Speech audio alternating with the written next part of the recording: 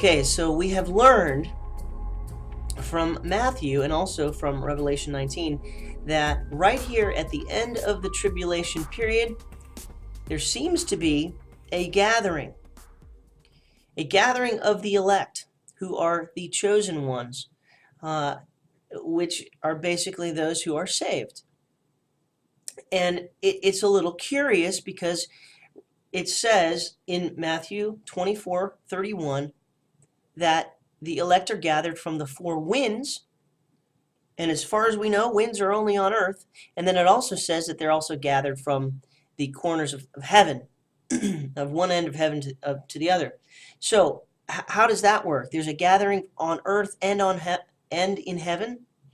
Well, stay tuned. At the end of this, we're going to get back to that, and you will learn how that works. To get into the next part, what we need to do is we need to learn about the two resurrections.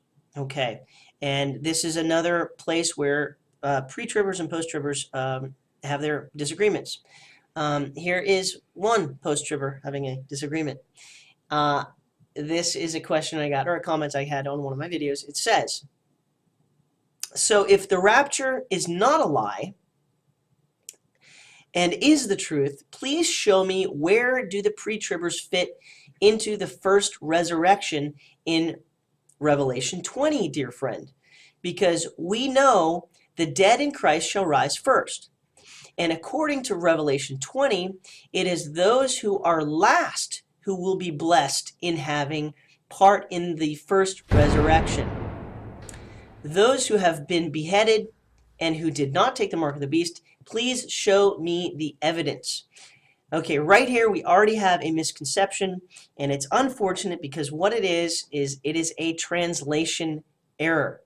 But first, before I go into that, let me just explain that Messiah himself talks about two resurrections. There's a resurrection to life for the good, and there is a resurrection to death for the wicked. Okay, in John 5:28, he says, "Do not marvel at this, for the hour is coming, which all who are in their graves will hear his voice," talking about himself, Son of Man, Son of God, up here, the voice of the Son of God, and come forth, those who have done good to the resurrection of life, and those who have done evil to the resurrection of condemnation.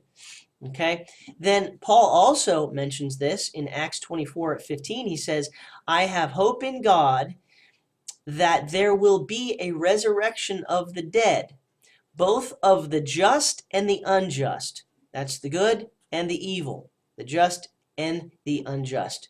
Okay, so now what we have to learn is, how does this work? There are two resurrections, and I get the question all the time because we see in Revelation 20 it talks about the first resurrection, and so people say Revelation can't be chronological because the first resurrection happens at the end of the tribulation period. That's the problem, and this is where it is right here. This is the first resurrection. I'm going to show you that here. All right, yeah, I'll start right there. Here we go. So here's the deal. John is continuing his vision. He says, "I saw thrones, and they that sat on them, and judgment was committed to them. And I saw the souls of those who had been beheaded for their witness to Jesus and for the word of God, who had not worshipped the beast or his image, and had not received his mark on their foreheads or on their hands, and they lived and reigned with Christ for 1,000 years. But the rest of the dead did not live again until the 1,000 years were finished. This is the first resurrection." Big problem with this translation. This is the New King James Version.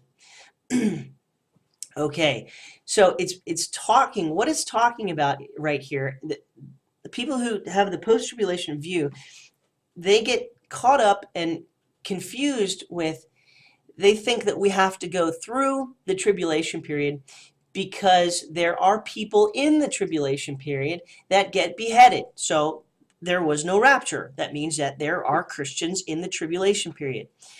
That's false, because when the rapture happens, there will be plenty of people who had friends and family members that were telling them about these prophecies, and we're telling them not to get the mark of the beast, and we're telling them that millions of people are going to disappear, and they will finally fall to their knees.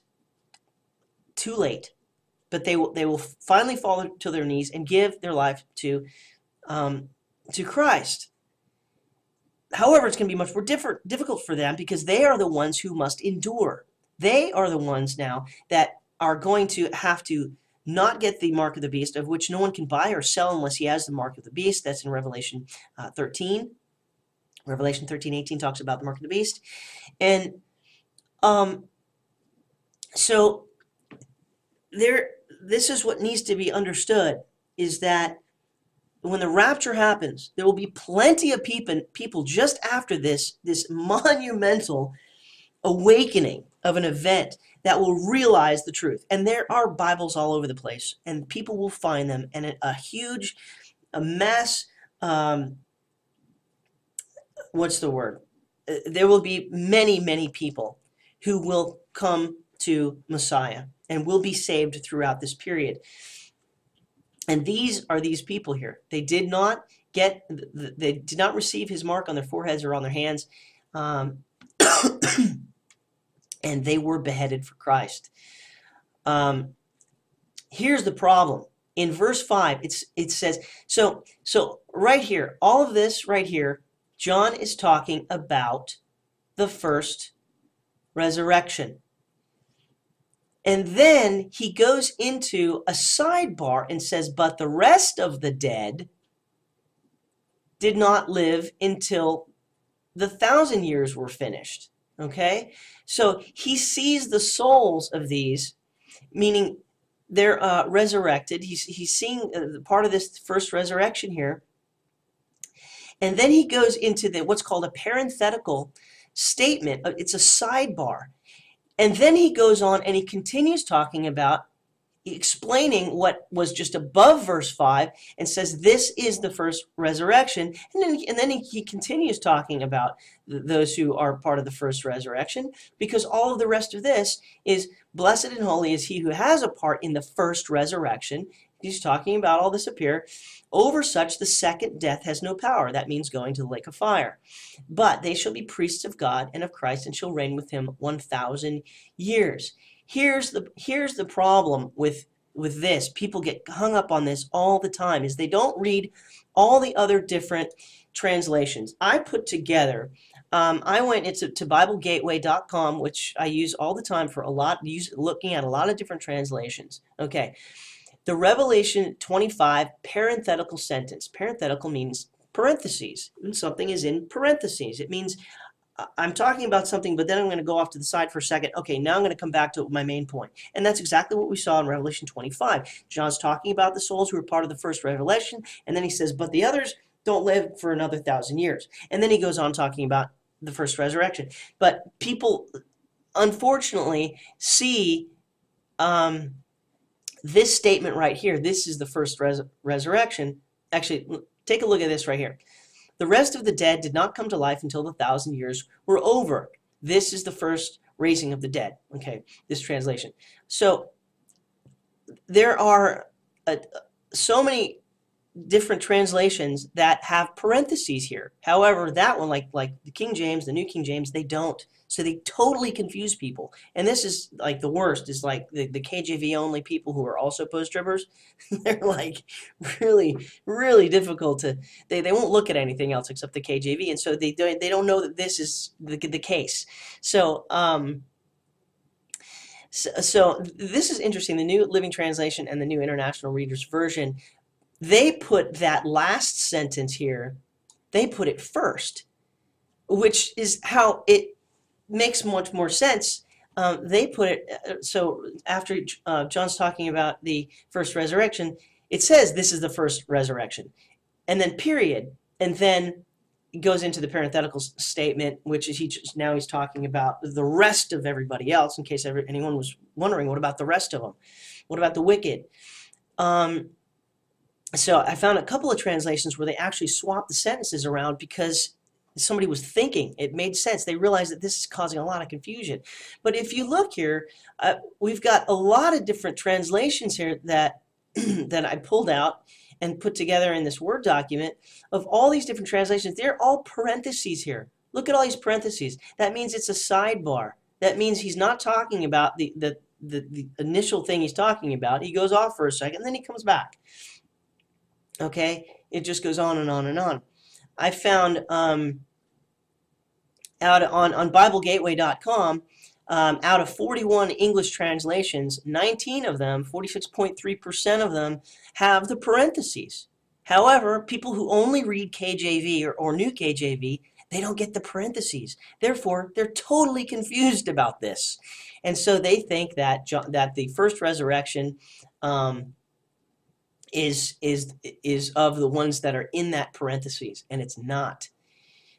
So, I had a person ask me a question up here, and I'll just read this to you, and I'll just kind of go through my reply. I spend way too much time trying to help people that don't want to be helped. I have the sickness. Okay, I'm going to ask this real slow. If rapture is pre-trib, how do saints get resurrected in the one resurrection of life that live through the tribulation? The dead have to rise first, per 1 Thess 4:16. Read in 5:29, Acts. He goes on these, and I'll show you all these. That's not possible. God bless and open your eyes. So I write back kindly, Sir, my eyes are open. I've studied these theories for 25 years, and only the pre-trib rapture fits the scriptures once taken in context with understanding. Chin up, there's hope.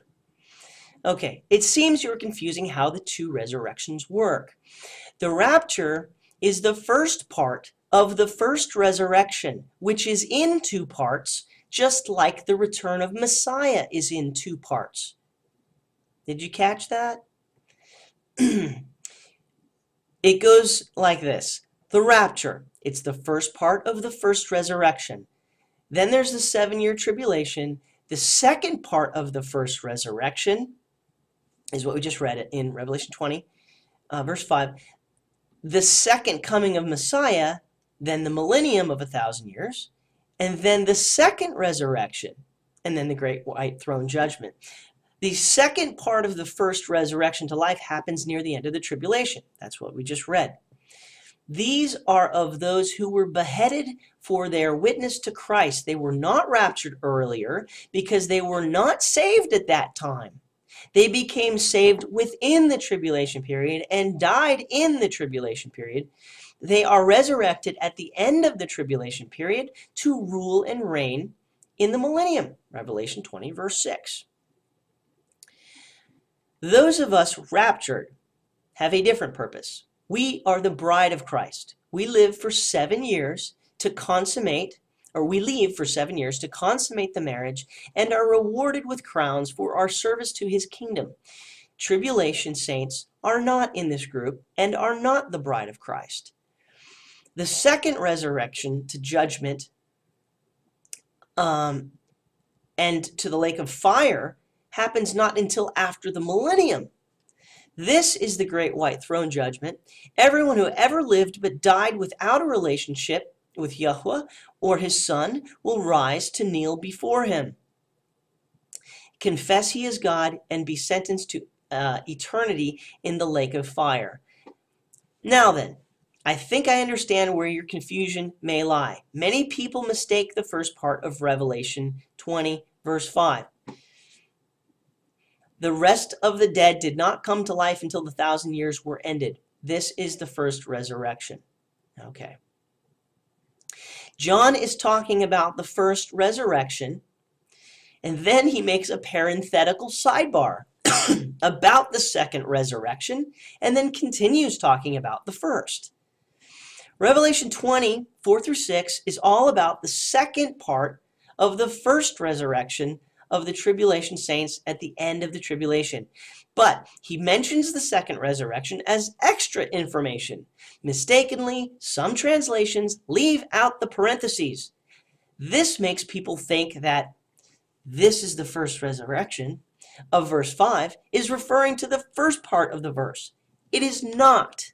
If you use an online Bible with many translations, you will notice that this is a parenthetical statement. Again, here is the sequence of the scriptures clearly. This is the sequence the scriptures clearly describe. Part 1 of the first resurrection to life is the rapture. Then there's the 7-year tribulation period. Then part 2 of the same first resurrection to life is the tribulation saints, just after the tribulation.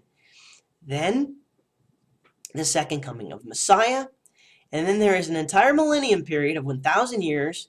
And it's not until after that that the second resurrection happens of the wicked. And they all get judged to death in the lake of fire at the great white throne judgment. And then I just finished up the note. Normally I do not have time to write like this, but I'm preparing a video on the topic, and this actually helps me. I hope this helps you. Stay tuned. We're going to finish this up. There will be Gentiles who become saved and will be beheaded for their witness to Christ. They will be resurrected from earth at the end of the tribulation period, just before the millennium. I've got another slide here.